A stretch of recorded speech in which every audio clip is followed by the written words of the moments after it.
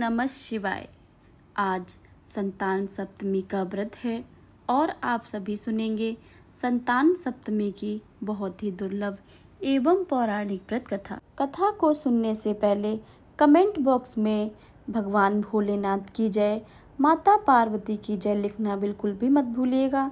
और अगर चैनल पर नए आए हैं तो चैनल को सब्सक्राइब करके बेल आइकन को जरूर दबा लें ताकि आने वाली सभी वीडियो की जानकारी सबसे पहले आपके पास पहुंचे। अब सुनते हैं संतान सप्तमी व्रत कथा। एक दिन महाराज युधिष्ठिर ने भगवान से कहा कि हे प्रभु, ऐसा कोई उत्तम व्रत बतलाइए जिसके प्रभाव से मनुष्यों के अनेकों सांसारिक कलेश दुख दूर होकर वे पुत्र एवं पौत्रवान हो जाएं। यह सुनकर भगवान बोले, हे राजन, तुमने बड़ा ही उत्तम प्रश्न किया है। मैं तुमको एक पौराणिक इतिहास सुनाता हूँ, ध्यानपूर्वक होकर सुनो। एक समय लोमस ऋषि ब्रजराज की मथुरापुरी में वासुदेव के घर आए। ऋषिराज को आया हुआ देखकर दोनों अत्यंत प्रसन्न हुए तथा उनको उत्तम आसन पर बैठाकर उनका अनेक प्रकार से वंदन और सत्कार किया। फिर मुनि के चरणोदक से अपने घर तथा शरीर को पवित्र किया। वह प्रसन्न होकर उनको कथा सुनाने लगे।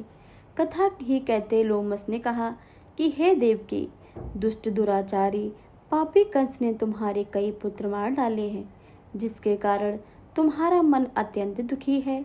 इसी प्रकार राजा नहुस की पत्नी चंद्रमुखी भी दुखी रहा करती थी, किंतु उसने संतान सप्तमी का व्रत विधि विधान सहित किया, जिसके प्रताप से उनको संतान का सुख प्राप्त हुआ। यह सुनकर देवकी ने हाथ जोड़कर मुनि से कहा, हे ऋषिराज, कृपा करके रानी चंद्रमुखी का संपूर्ण वृतांत तथा इस व्रत का विस्तार सहित मुझे बतलाइए, जिससे मैं भी इस व्रत से और करूं और इस दुख से छुटकारा पाऊं। लोमस ऋषि ने कहा कि हे देवकी, अयोध्या के राजा नहुस थे। उनकी पत्नी चंद्रमुखी अत्यंत ही सुंदर थी। उनके नगर में विष्णुगुप्त नाम का एक ब्राह्मण रहता था। उसकी पत्नी का नाम भद्रमुखी था। वह भी अत्यंत रूपवती सुंदरी थी। रानी और ब्राह्मणी में अत्यंत प्रेम था। एक दिन वे दोनों सरयू नदी में स्नान करने के लिए गईं। वहां उन्होंने देखा कि अन्य बहुत सी स्त्रियां सरयू नदी में स्नान करके निर्मल वस्त्र पहनकर एक मंडप में शंकर एवं पार्वती की मूर्ति स्थापित करके पूजा कर रही थीं। रानी और ब्राह्मणी ने यह देखकर उन स्त्रियों से पूछा कि हे बहनों, तुम यह किस देवता और किस कारण ये पूजन व्रत आदि कर रही हो? यह सुनकर स्त्रियों ने कहा कि हम संतान सप्तमी का व्रत कर रही हैं और हमने शिव पार्वती का पूजन चंदन अक्षत आदि से विधि से किया है। यह सब उन्हें पुनः व्रत का विधान बताया। यह सुनकर रानी और ब्राह्मणी ने भी इस व्रत को करने का मन ही मन में संकल्प लिया और घर वापस लौट आई। ब्राह्मणी भद्रमुखी तो इस व्रत का नियम पूर्वक करती रही, किंतु रानी चंद्रमुखी रजमद के कारण कभी इस व्रत को करती, कभी नहीं करती, कभी तो भूल जाती। कुछ समय के बाद दोनों का अंत हो गया। दूसरे जन्म में रानी बंदरिया और ब्राह्मणी ने मुर्गी की योनि पाई, परंतु ब्राह्मणी मुर्गी की योनि में भी कुछ नहीं भूली और भगवान शंकर तथा पार्वती जी का ध्यान करती रही। उधर रानी बंदरिया की योनि में भी सब कुछ भूल गई हुई थी। थोड़े समय के बाद दोनों ने यह देह भी त्याग दी। अब उनका तीसरा जन्म मनुष्य योनि में भी हुआ।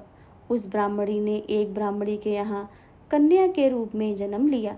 उस ब्राह्मण कन्या का नाम भूषण देवी रखा गया और विवाह गोकुल निवासी अग्निशील ब्राह्मण से कर दिया गया। भूषण देवी इतनी सुंदर थी कि वह आभूषण रहित होने पर भी अत्यंत सुंदर लगती थी। कामदेव की पत्नी रति भी उनके सम्मुख लज्जित थी। भूषण देवी के अत्यंत सुंदर सर्वगुण संपन्न चंद्रमा के समान धर्मवीर कर्मनिष्ठ सुशील स्वभाव वाले 8 पुत्र उत्पन्न हुए। यह सब शिव जी के व्रत का पुनीत फल था।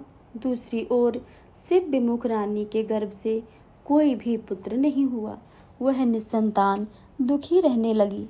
रानी और ब्राह्मणी में जो प्रीत पहले जन्म में थी वह अभी भी बनी रही। रानी जब वृद्ध अवस्था को प्राप्त होने लगी तब उसके गूंगा, बहरा तथा बुद्धिहीन अल्प आयु वाला एक पुत्र हुआ। वह 9 वर्ष की आयु में इस क्षण भंगुर शरीर को छोड़कर, संसार को छोड़कर चला गया। अब तो रानी पुत्र शोक में अत्यंत दुखी होकर व्याकुल रहने लगी। दैव योग से भूषण देवी ब्राह्मणी रानी के यहाँ अपने पुत्रों को लेकर पहुंची। रानी का हाल सुनकर उसे भी बहुत दुख हुआ, किंतु इसमें किसी का क्या दोष है। कर्म और प्रारब्ध के लिखे को स्वयं ब्रह्मा भी नहीं मिटा सकते हैं। रानी कर्मयुक्त भी थी, इसी कारण उसे दुख भोगना पड़ रहा था। इधर रानी पंडिताइन की इस वैभव और 8 पुत्रों को देखकर उसके मन में ईर्ष्या करने लगी तथा उसके मन में पाप उत्पन्न हुआ। उस ब्राह्मणी ने रानी को संतान से दूर करने के निमित्त अपने 8 पुत्र रानी के पास छोड़ दिए। रानी ने पाप के वशीभूत होकर उन ब्राह्मण पुत्रों की हत्या करने के विचार से लड्डू में विष मिलाकर उनको खिला दिया, परंतु भगवान शंकर की कृपा से एक भी बालक की मृत्यु नहीं हुई। यह देखकर तो रानी अत्यंत ही आश्चर्यचकित हो गई और इस रहस्य का पता लगाने की मन में ठान ली। भगवान की पूजा से निवृत्त होकर जब भूषण देवी आई तो रानी ने उससे कहा कि मैंने तेरे पुत्रों को मारने के लिए इनको जहर मिलाकर लड्डू खिला दिया था, किंतु इनमें से एक भी नहीं मरा।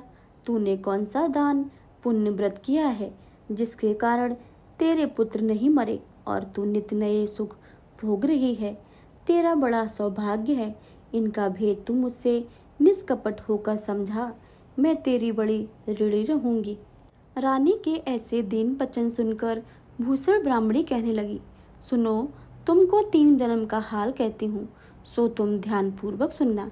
पहले जन्म में तुम राजा नहुस की पत्नी थी और तुम्हारा नाम चंद्रमुखी था। मेरा नाम चंद्रमुखी था और मैं ब्राह्मणी थी। हम तुम अयोध्या में रहते थे और मेरी तुम्हारी बड़ी प्रीति थी। एक दिन हम तुम दोनों सरयू नदी में स्नान करने गईं और दूसरी स्त्रियों को संतान सप्तमी का उपवास, शिव जी का पूजन अर्चन देखकर हम अपने उत्तम व्रत को करने की प्रतिज्ञा की थी, किंतु तुम सब भूल गईं और झूठ बोलने का दोष तुमको लगा है, जिसे तुम आज भी भोग रही हो। मैंने इस व्रत का आचार विचार सहित नियम पूर्वक सदैव व्रत किया है और आज भी करती हूँ। दूसरे जन्म में तुमने बंदरिया का जन्म लिया तथा मुझे मुर्गी की योनि मिली। भगवान शंकर की कृपा से इस व्रत के प्रभाव तथा भगवान को इस जन्म में भी ना भूली और निरंतर उस व्रत को नियमानुसार करती रही। तुम अपने बंदरिया के जन्म में भी यह व्रत करना भूल गई। मैं तो समझती थी कि तुम्हारे ऊपर यह जो भी संकट है उसका एकमात्र यही कारण है और दूसरा कोई कारण नहीं हो सकता है। इसलिए मैं तो कहती हूँ कि आप सब भी संतान सप्तमी के व्रत को विधि के सहित करिए, जिससे आपके संकट दूर हो जाएंगे। लोमस ऋषि ने कहा कि हे देवकी, भूषण ब्राह्मणी के मुख से अपने पूर्व जन्म की कथा तथा व्रत संकल्प इत्यादि सुनकर रानी को पुरानी बातें याद आ गईं और पश्चाताप करने लगी तथा भूषण ब्राह्मणी के चरणों में पड़कर क्षमा याचना करने लगी और भगवान शंकर, माता पार्वती जी की अपार महिमा के गीत गाने लगी।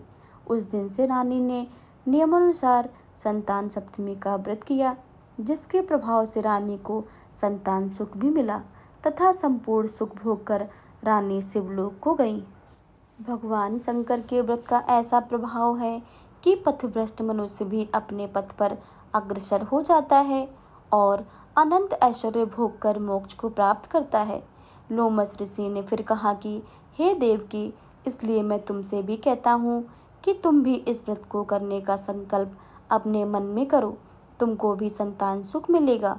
इतनी कथा सुनकर देवकी हाथ जोड़कर ऋषि लोमस से पूछने लगी कि हे ऋषिराज, इस पुनीत उपवास का अवश्य करूंगी, किंतु आप इस कल्याणकारी एवं संतान सुख देने वाले उपवास का विधान, नियम आदि विस्तार से समझाइए। यह सुनकर ऋषि बोले, हे देवकी, यह पुनीत उपवास भादो भाद्रपद के महीने में शुक्ल पक्ष की सप्तमी के दिन किया जाता है। उस दिन ब्रह्म मुहूर्त में उठकर किसी नदी अथवा कुएं के पवित्र जल से स्नान करके निर्मल वस्त्र पहनने चाहिए। श्री शंकर भगवान तथा जगदम्बा पार्वती जी की मूर्ति की स्थापना करें। इन प्रतिमाओं के सम्मुख सोने चांदी के तारों का अथवा रेशम एक गंडा बनवाएं। उस गंडे में 7 गांठें लगानी चाहिए। इस गंडे को धूप दीप अष्टगंध व पूजा करके अपने हाथ में बांधें और भगवान शंकर से अपनी कामना सफल होने की प्रार्थना करें। तदंतर 7 पुआ बनाकर भगवान को भोग लगाएं और साथ ही पुए एवं यथाशक्ति सोने अथवा चांदी की अंगूठी बनवाकर इन सबको एक तावे के पात्र में रखकर उनका षोडशाचार विधि से पूजन करके किसी सदाचारी धर्मनिष्ठ सुपात्र ब्राह्मण को दान देवें। उसके पश्चात 7 पुए स्वयं प्रसाद के रूप में ग्रहण करें। इस प्रकार इस व्रत का पारायण करना चाहिए। प्रति साल की शुक्ल पक्ष के सप्तमी के दिन हे देवकी, इस व्रत को इस प्रकार नियम पूर्वक करने से समस्त पाप नष्ट होते हैं और भाग्यशाली संतान उत्पन्न होती है तथा अंत में शिवलोक की प्राप्ति होती है। हे देवकी, मैंने तुमको संतान सप्तमी की व्रत संपूर्ण विधान विस्तार सहित वर्णन किया है। उसको अब तुम नियम पूर्वक करना, जिससे तुमको उत्तम संतान पैदा होगी। इतनी कथा कहकर भगवान आनंद कंद श्री कृष्ण ने धर्म अवतारी युधिष्ठिर से कहा कि लोमस ऋषि ने इस प्रकार हमारी माता को शिक्षा देकर चले गए। ऋषि ने कथानुसार हमारी माता देवकी ने इस व्रत को नियम पूर्वक किया, जिसके प्रभाव से हम उत्पन्न हुए। यह व्रत विशेष रूप से स्त्रियों के लिए कल्याणकारी है, परंतु पुरुषों को भी समान रूप से कल्याणदायक है। संतान सुख देने वाला, पापों को नाश करने वाला यह व्रत है, जिससे स्वयं भी करें और दूसरों को भी करवाएं। नियम पूर्वक जो इस व्रत को करता है और भगवान शंकर एवं पार्वती की सच्चे मन से आराधना करते हैं, निश्चय ही अमर पद प्राप्त करते हैं। इसके अंत में शिवलोक को जाते हैं। यह थी संतान सप्तमी की व्रत कथा। अगर आपको यह कथा अच्छी लगे हो तो वीडियो को लाइक करें, शेयर करें। कमेंट बॉक्स में हर हर महादेव लिखना बिल्कुल भी मत भूलिएगा। और चैनल पर नए आए हैं तो चैनल को सब्सक्राइब करके बेल आइकन को ज़रूर दबा लें, ताकि आने वाली सभी वीडियो की जानकारी सबसे पहले आपके पास पहुँचे। मिलते हैं अगली वीडियो में, तब तक के लिए धन्यवाद।